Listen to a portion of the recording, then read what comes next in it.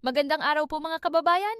Ito ang Balitang Bayan, ang inyong pinagkakatiwalaang news source. Sa ating pangunahing balita, isang malakas na lindol ang tumama sa Pilipinas, nagdulot ng pinsala at takot sa maraming lugar. Narito ang buong ulat. Isang malakas na lindol ang yumanig sa hilagang bahagi ng Pilipinas noong Setyembre 30.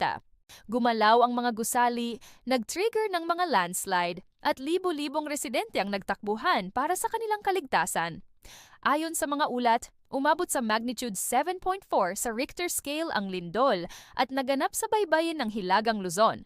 Ramdam ang pagyanig hanggang sa Metro Manila at mga karatig probinsya.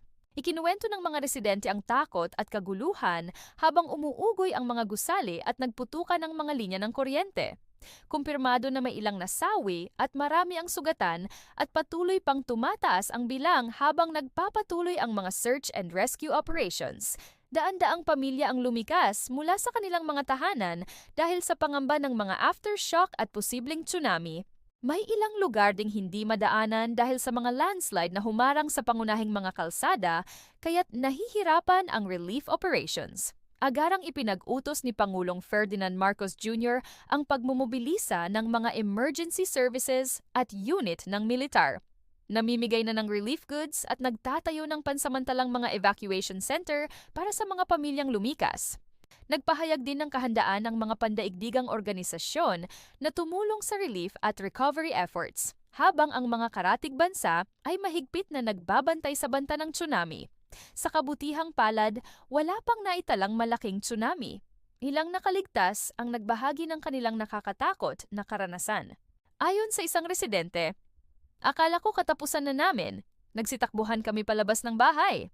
Isa pa ang nagsabi na agad nagkaisa ang kanilang komunidad upang tulungan ang mga nasugatan at matatanda na makalikas patungo sa ligtas na lugar.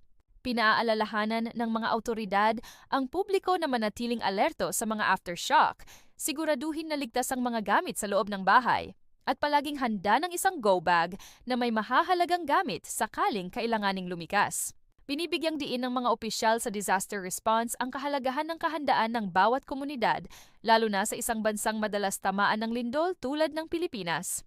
Ang lindol na ito ay muling nagpapaalala ng katatagan ng mga Pilipino na sa kabila ng lahat ng pagsubok ay muling bumabangon at nagtatagumpay. Patuloy na maghahatid ng pinakabagong balita ang Balitang Bayan hinggil sa sitwasyong ito.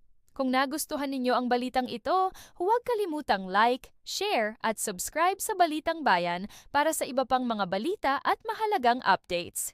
Maraming salamat po at manatiling ligtas, mga kababayan!